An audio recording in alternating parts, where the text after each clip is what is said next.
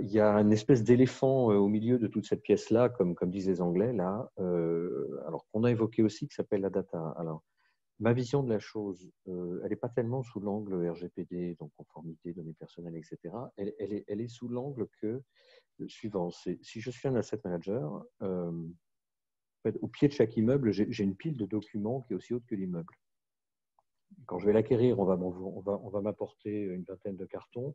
Là-dedans, j'ai des CD-ROM et des trucs comme ça. Quand je vais le vendre, je vais avoir du mal à constituer la data room, mais je vais aussi livrer une pile de cartons. Et en fait, on est une industrie au sens large du terme qui produit en fait du papier, même si c'est du papier numérique.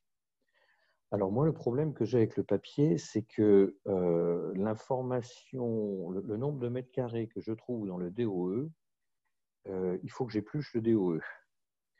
Ensuite, je vais me tourner vers On la va maquette, traduire, on va développer les acronymes le pour… dossier des ouvrages exécutés. Voilà. Excusez-moi. Si je me tourne maintenant vers la maquette BIM qui m'aura été livrée également, parce que ça faisait partie du contrat, je trouve d'autres Oui. mètres carrés. Ensuite, je vais me trouver dans d'autres documents et je vais faire passer un géomètre expert qui va me sortir un troisième chiffre. Et puis, je vais faire un contrôle par organisme de contrôle, voilà, qui va me fournir un rapport qui lui-même est un PDF dans lequel la liste des actions qu'il faut mener, des points de non-conformité, etc., est une espèce de tableau perdu sur la page 42. Donc, tout ça fait que, entre acteurs, on passe notre temps à porter avec des petites cuillères des masses de données colossales et à les transvaser d'un récipient dans un autre.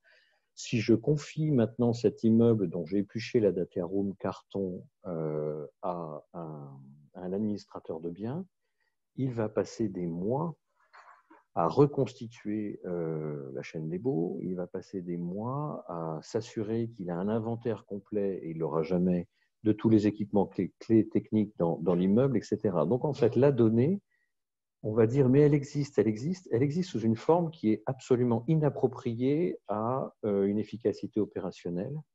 Et donc, moi, je mettrais dans le digital, en plus de l'expérience client, quelque chose qui est extrêmement important, qui est normalement, ça doit, si on s'y prend bien, être un facteur d'efficacité opérationnelle.